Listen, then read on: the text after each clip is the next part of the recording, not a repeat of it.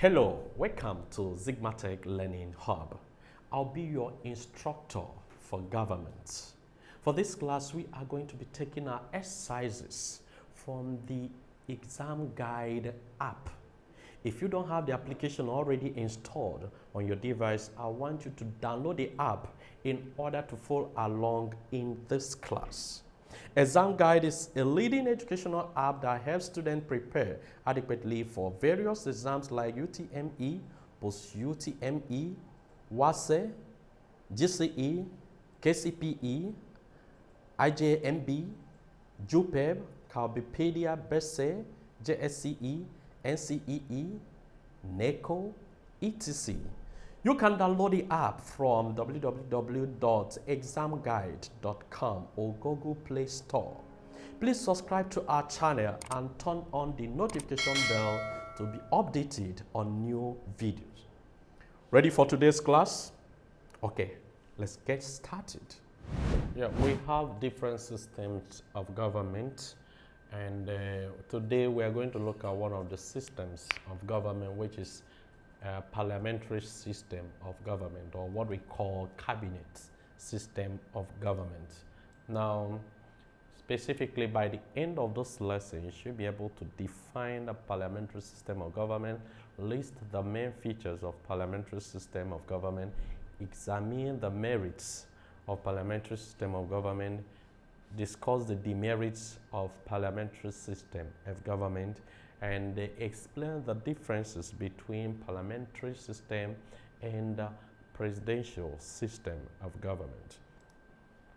Now, what is parliamentary system of government, or what we call the cabinet system of government? Now, we define it as a system of government where the head of state is different from the head of government, and where there's no clear separation of powers between the legislature and the executive. So what we mean is that in this system, one officer serves as the head of state. Usually it could be the president or the monarch, like what is obtainable in Britain, where you have British monarch as the head of state that performs ceremonial function. On the other hand, you have the head of government, who is usually the prime minister, who serves as the chief executive and head of government. And also, in this system, you find out that members of the executive are drawn from the parliament.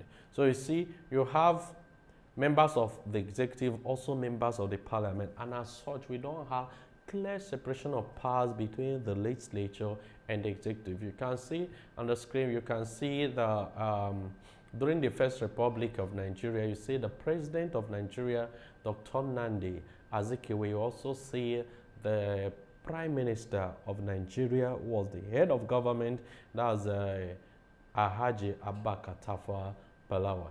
Now, to understand the parliamentary or cabinet system of government, let's look at some of the underlying features of cabinet system of government. Number one is the head of state, as we have explained, is different from the head of government. We have a head of state, the president of the monarch. We have the head of government, who is the prime minister or the chief executive of the state. So there are two different officials. Then we have that there's supremacy of political parties. That's because the party that forms majority in the house forms the government. So it's the party that will determine who forms the government. So the electorate does not, or they do not vote the chief executive into power. Is from the party. The leader of the party that has majority seats in the parliament is the person that becomes the head of government. So that's why we talk about supremacy of political parties. Now, the prime minister is the head of government, while the queen or king or president serves as the head of state. Now, the prime minister also exercises real executive functions.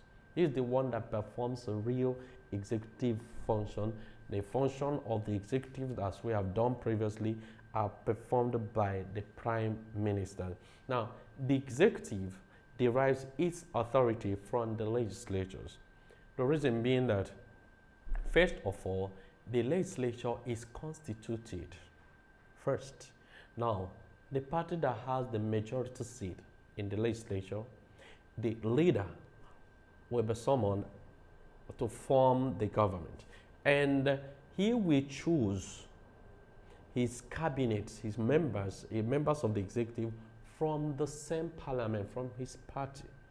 Now, that is why we say that the executive derives its powers from the legislature. Now, the prime minister in this system of government can be removed from power through what we call a vote of no confidence by the legislature. Once it's a vote to express that they can't continue to trust the ability and capacity of the prime minister. Once that vote is passed, the prime minister and all cabinet members resign from their seats. But they just resign as members of the executive. They, of course, they are still members of the legislature. Then the prime minister is the leader of the parliamentary party in power. He is the leader of the party, of the members of the parliament, especially the party that has majority seat in power. So he belongs to that party and he is the leader of that party. Now, there is what we call principle of collective responsibility. It is obtainable in the system. The principle, we are going to talk about it in detail later, but the principle states that members of the cabinet, members of the executive collectively share praises and blames. You don't blame one particular person or praise one particular person. Rather, all of them takes the blame and praises together for any failure in the policy. Now, there is presence of what we call official opposition party in the parliament. The opposition party has a role in the parliament and is officially recognized as such in the legislature. We have such office. Now, the prime minister, one unique feature of this system is that the prime minister remains in power as long as his party controls majority seats in the parliament. He remains there.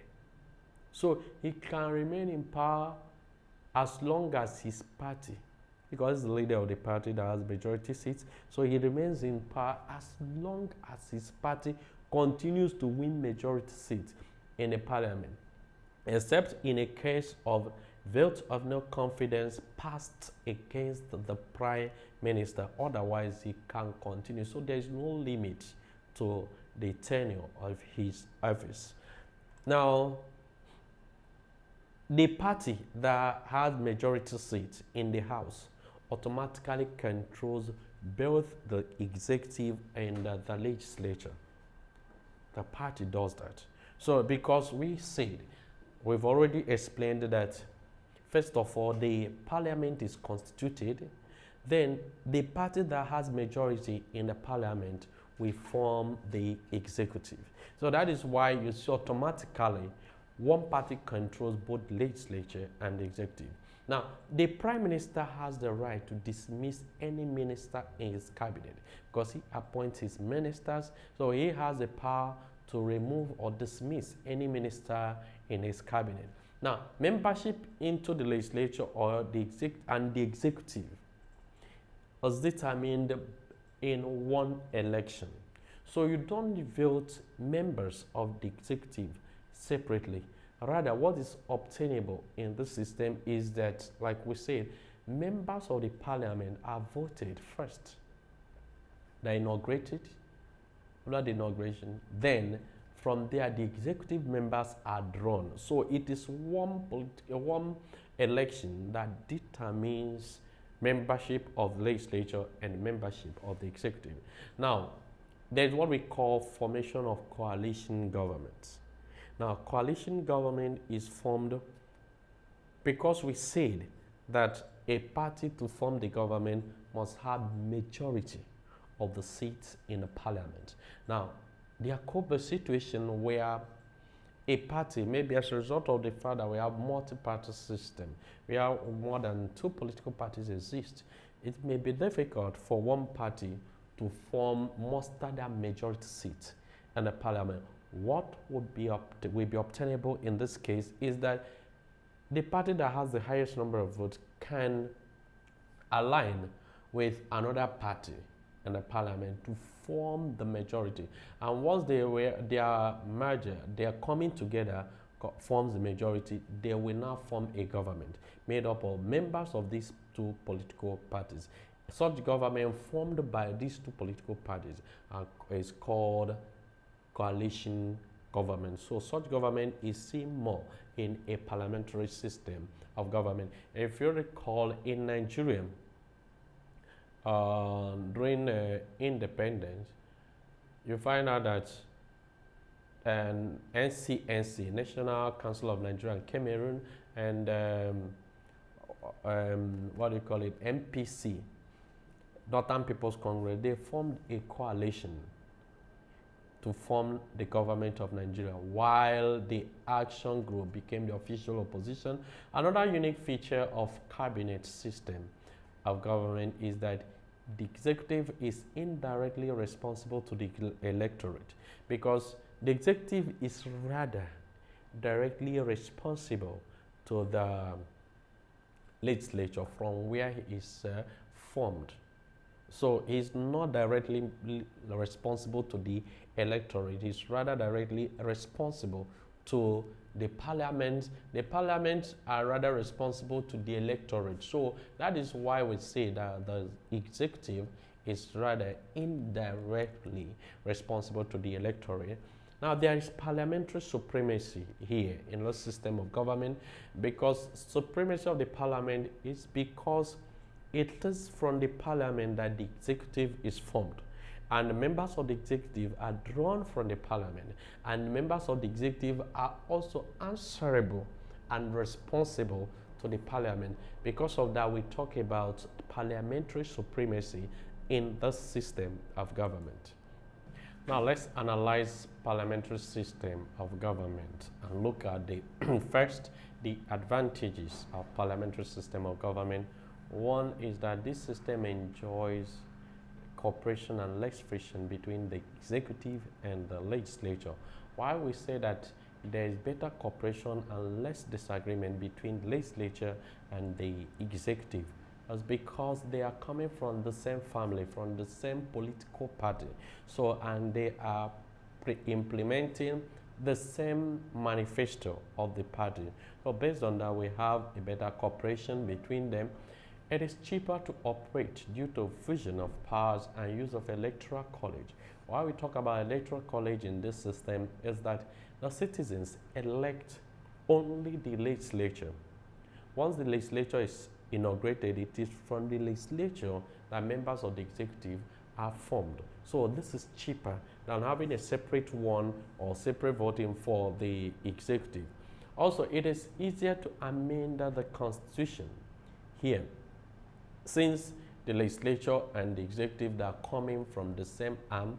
So whenever the legislature passes an amendment, it is easy for it to receive the assent of the executive. And also, we can say because in this system of government, we have the legislature and the executive from one party. Whenever the legislature sends any bill for such amendment, the executive sends bill for such amendment, of course the legislature will cooperate. And also the executive is closely checked under system. Closely checked because it is from the legislature.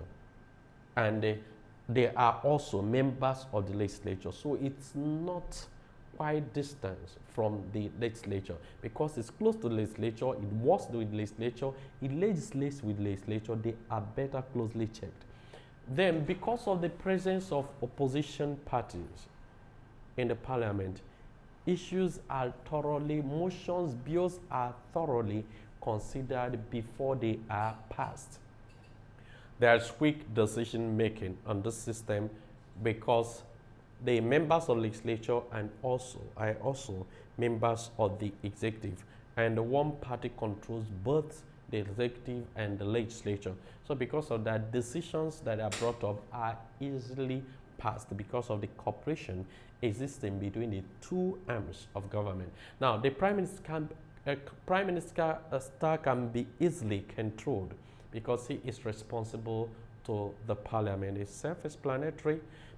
Because he is a member of the parliament, he is drawn from the parliament, he sits in the parliament, he can be easily controlled.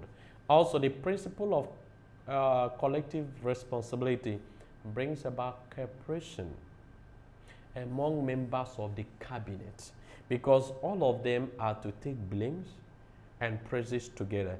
Therefore, they must work together, not separately. Then there is accountability in government because of the official opposition in the system.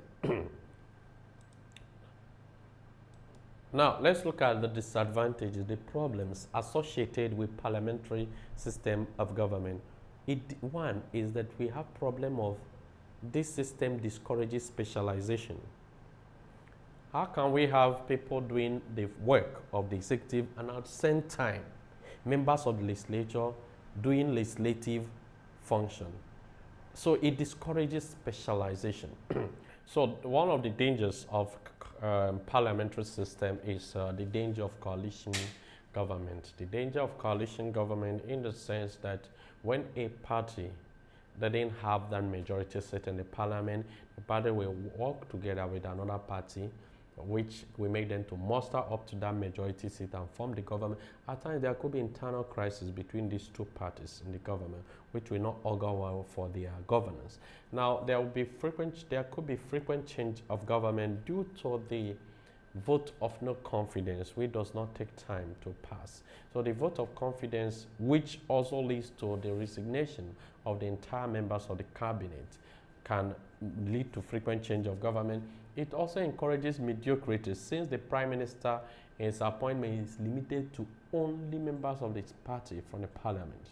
So because of that, we can have mediocrity in governance, because he must appoint from only members of the party.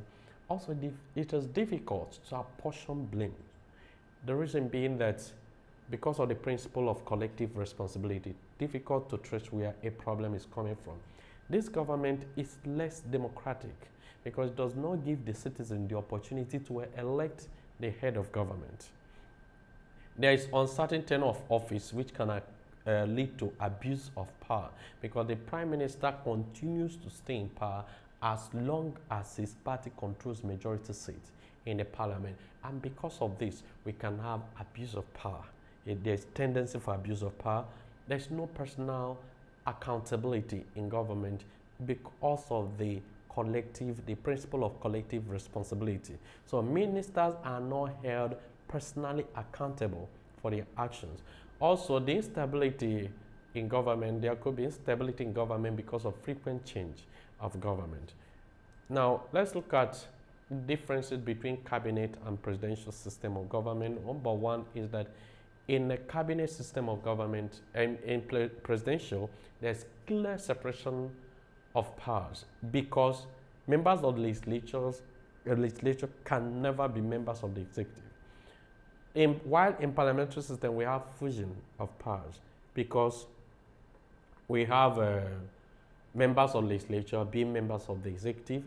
Also, in presidential system, one person serves as head of state and the head of government, while in a parliamentary system, two persons. One, the head of state, the other, head of government. Now, the president in a presidential system is elected by the electorate, while in a parliamentary system, the prime minister, who is the head of government, is chosen by the legislature.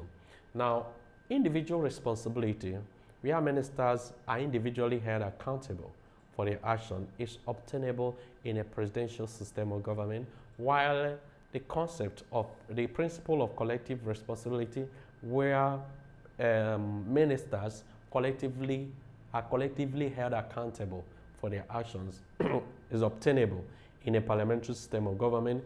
The supremacy of the constitution in the presidential system of government because they derive their powers from the constitution, while in parliamentary system of government, we talk about parliamentary supremacy from which the executive emerges. Also, the executive and legislature can be controlled by different political parties in a presidential system of government, while in a parliamentary system, it is one party that controls both the legislature and the executive. Then we don't have officially recognized opposition party in a presidential system of government, while in the parliamentary we have officially recognized political party. Then non-legislators can be appointed ministers in a parliamentary system of government, while in a presidential system of government while in parliamentary system of government, non-legislators are not appointed ministers. Ministers are appointed from the legislature. Then, in a presidential system of government, there is fixed tenure of office because the president stays for a particular fixed tenure, like 4 years in so many countries. In a parliamentary system of government, the prime minister, there is no fixed tenure in his office. He continues to stay in power as long as his party continues to control majority seats in the parliament. Then the president is removed through the process of impeachment in a presidential system of government, while the prime minister in a parliamentary system of government and his entire cabinet are removed through a vote of no confidence. So these are the major differences between parliamentary and presidential system of government. Also, we don't have coalition government in presidential system of government, but we can have a coalition government in a parliamentary system of government. Now, let's look at the principle of collective responsibility. Now, this is a principle in cabinet system or parliamentary system of government that states that every cabinet member is responsible for and must give support to every government decision and policy despite each member's dissenting view. Now, what we're saying is that every minister is expected to support and take responsibility for every decision of the government, whether the person personally likes it or not. And the person is responsible. All of them takes collective responsibility. So they are praised together and blamed together. No one is singled out and blamed or praised for any policy of the government. That is collective responsibility. All of them, all ministers are expected to support the government policies and are expected to take responsibility collectively for any policy, and that's why they rise and fall together. If there is any vote of no confidence passed, all of them will resign and vacate their seat. Now, let's look at the importance why we have the principle of collective responsibility. Number one, it brings about unity among cabinet members. It makes them to work together. And it brings about cooperation. It strengthens the minister and the party due to solidarity. It brings about solidarity. Then decisions are easily made where you have collective responsibility because all of them must put heads together. Also, we have quick and reasonable decisions. Quality and reasonable decisions are made because all of them are taking responsibility. Therefore, they must give reasonable input, quality input in decision making to make sure that their policy works. Then it brings about cooperation with Parliament. Then it prevents shifting and appropriation of blames and pressure. We don't shift blame here because everybody takes responsibility. Now, let's look at the demerits of collective responsibility.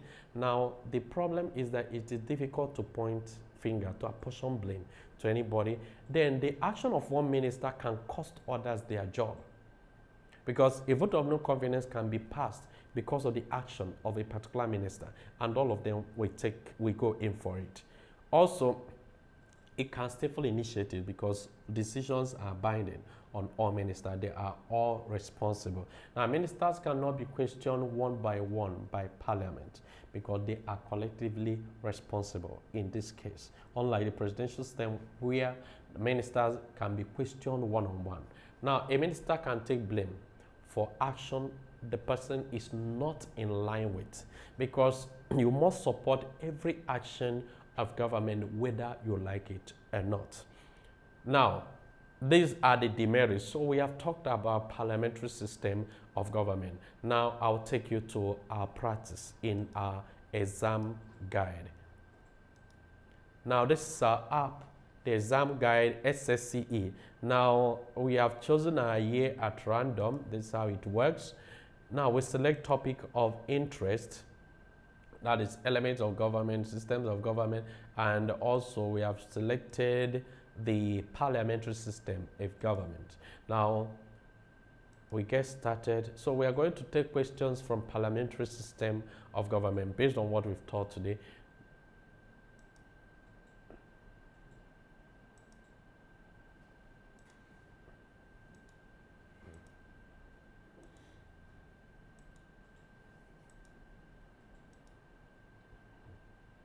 Now, a notable feature of cabinet system of government is A, separation of powers. No, we don't have the separation of powers. We have fusion of powers.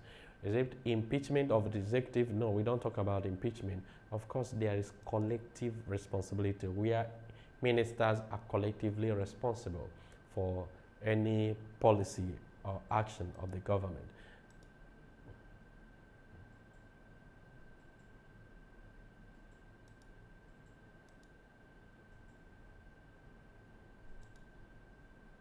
In a parliamentary system, the executive is weak because it is A, responsible for its own action. It's not the reason.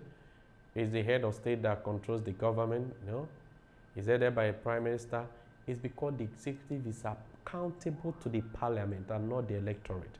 They're elected, and the parliament can remove him through a vote of no confidence, and he reports to the parliament and a member of the parliament.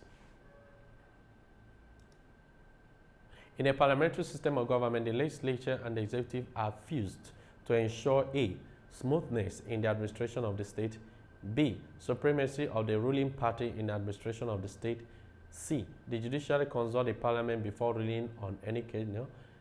D, the constitution is read in parliament all the time. Now, it is smoothness in the administration of the state, because we talked about, it brings about unity between the legislature and the executive, brings about cooperation and less friction between the both arms of government. Remember, we said that one party controls both arms of government.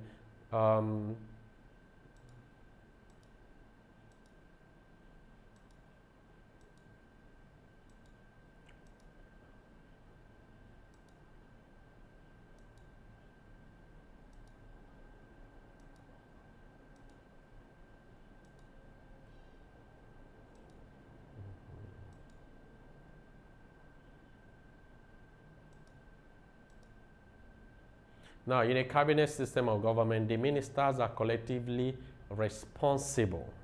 Is it to the electorate? No. Is it to the president? No. Is it the judiciary? No.